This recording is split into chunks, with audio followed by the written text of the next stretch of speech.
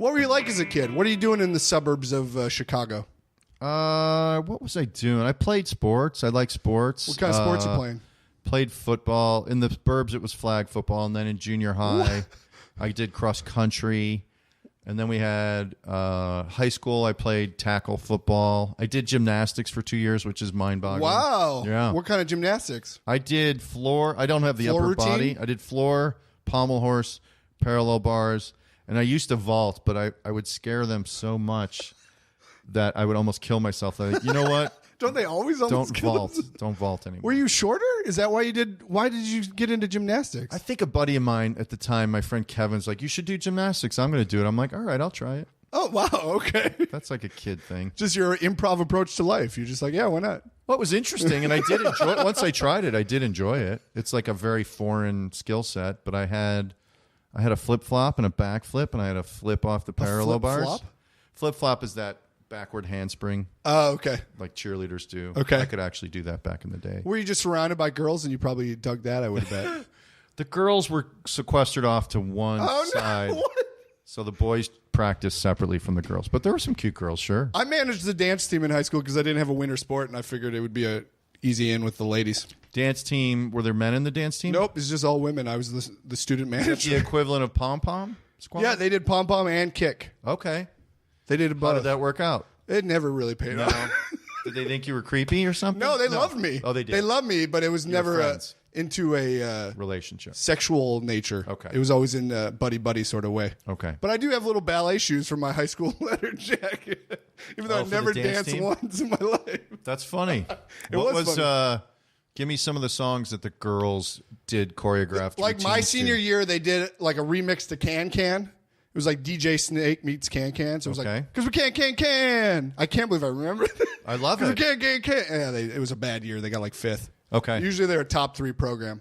Great program. Brainerd. Where did you grow up? Brainerd, Minnesota. Brainerd, Minnesota. Okay. Fargo, Sure. the movie. Sure. Yeah, we were a bunch of cool people. Okay. Our girls, I remember the big number they did was that Still the One by Orleans. Oh, sure. Still the one. Yeah.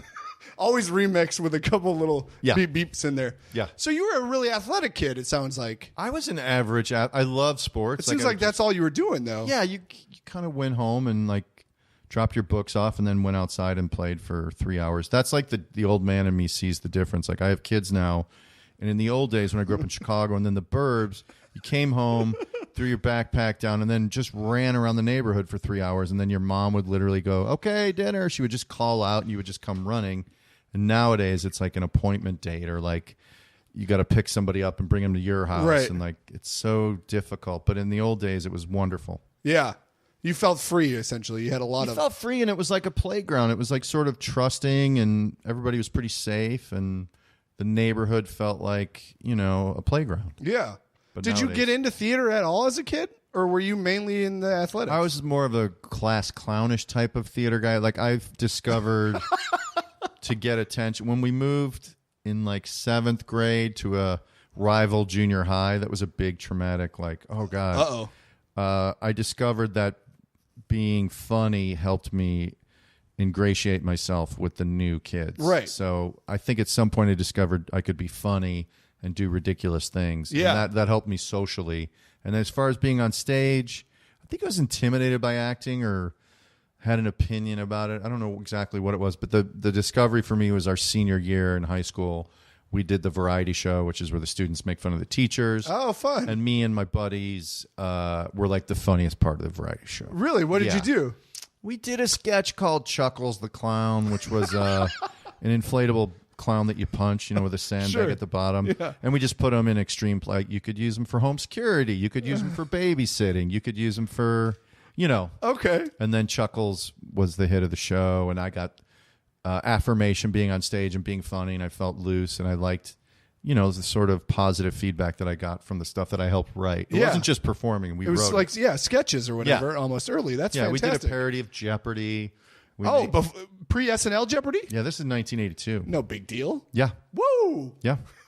We were on it. We did a bad dance routine. We were in drag, I think, for one You did sketch. all this in one variety show? We were like the comedy. We just pitched 4 sketches and they all got picked up. What? That's Yeah. fantastic. And one of the guys in my variety show is a guy named Tyler Bates, who is now like a Wonder Man musician who scores movies. He scores like kick-ass action movies.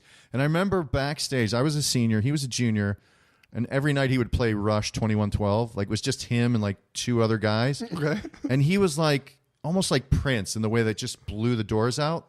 And I just remember watching him, like every night I would go to the side stage and just watch how good this guy was. Sure. And I'm so happy that like, oh, he was great then, and now he's kicking ass in music. I've never met him since. No, you have what? I haven't. You got to reach out out. there. I should. I'll keep an eye out for him. But Tyler Bates, if you're listening, tweet him or something. I called it when you were a junior that you were an amazing talent. I can't believe you haven't hit him up at all. I have no occasion to run into musical people. You would just send him an email. I guess I could. How do you find somebody?